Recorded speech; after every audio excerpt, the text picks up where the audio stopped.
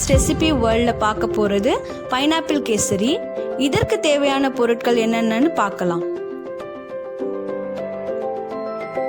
ரவை 1 கப், சர்க்கரை 1 கப், முந்திரி 10, திராட்சை 15, நெய் 1 டீஸ்பூன், எண்ணெய் 100 ml, உப்பு 1 சிட்டிகை, ஃபுட் கலர் மஞ்சள், பைனாப்பிள் எசன்ஸ் 1 மூடி, தண்ணீர் 2.5 கப். ஒரு கடாயில் 1 டீஸ்பூன் நெய் எடுத்துக்கலாம். உடச்சி வச்சிருக்க முந்திரியை போட்டு இதில் வறுத்துக்கலாம்.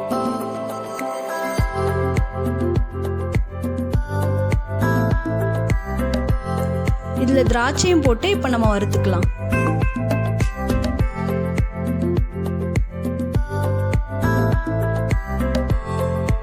வறுத்த இந்த முந்திரி திராட்சையை ஒரு பிளேட்டில் நம்ம எடுத்துக்கலாம். ரவையை வறுத்துக்கலாம்.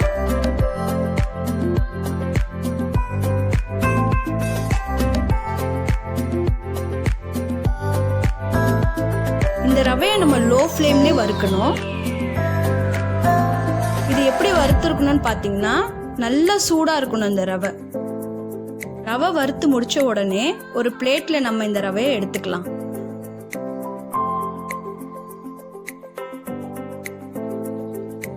எடுத்து வச்சிருக்க எண்ணெயை இப்போ இந்த கடாயில் ஊற்றிக்கலாம். இதில் நம்ம இந்த 2.5 கப் தண்ணியை சேர்த்துக்கலாம்.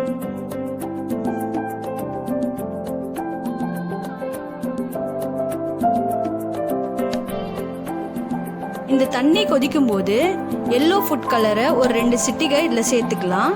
சேர்த்து இதை நம்ம கொதிக்க விடணும்.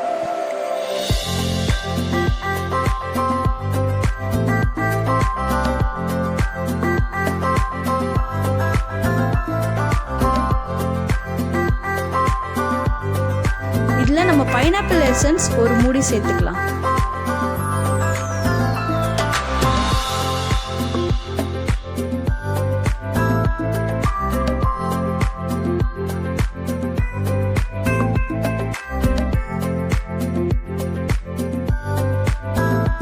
ஒரு சிட்டிகை உப்பு எடுத்து இதில் சேர்த்துக்கலாம். வறுத்து வச்சிருக்க இந்த ரவையை எடுத்து கொஞ்சம் கொஞ்சமாக இதில் கொட்டி நம்ம கலரணும். இது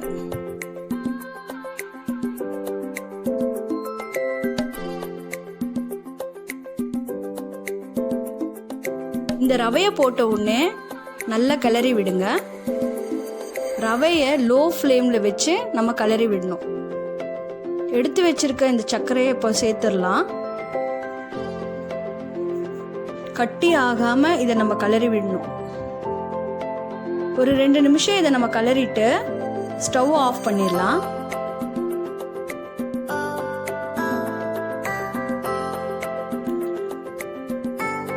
எடுத்து வச்சிருக்க இந்த முந்திரி திராட்சையை இதில் தூவிடலாம்.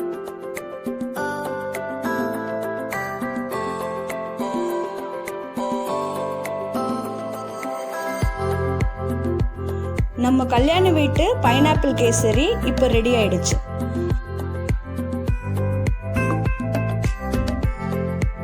பாருங்க, இப்போ இந்த கேசரி எவ்வளோ நல்லா ரெடி ஆயிருக்குன்னு.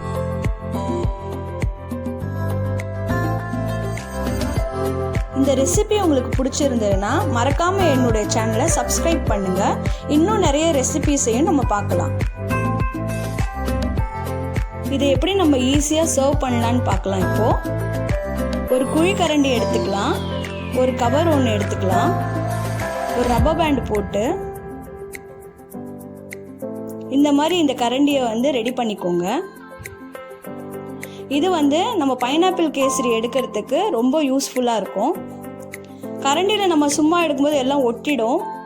ஆனால் இந்த மாதிரி நம்ம பிளாஸ்டிக் போட்டு எடுக்கும்போது சர்வ் பண்ணுறதுக்கு ரொம்ப ஈஸியாக இருக்கும். இப்போ பாருங்க, இந்த பக்கமும் ஒட்டலை, இந்த பக்கமும் ஒட்டலை. இது எடுக்கவும் ரொம்ப ஈஸியாக இருக்குது. இந்த ஸ்வீட் செய்கிறது ரொம்ப ஈஸி. இதை நம்ம ஒரு 8 பேருக்கு சர்வ் பண்ணலாம்.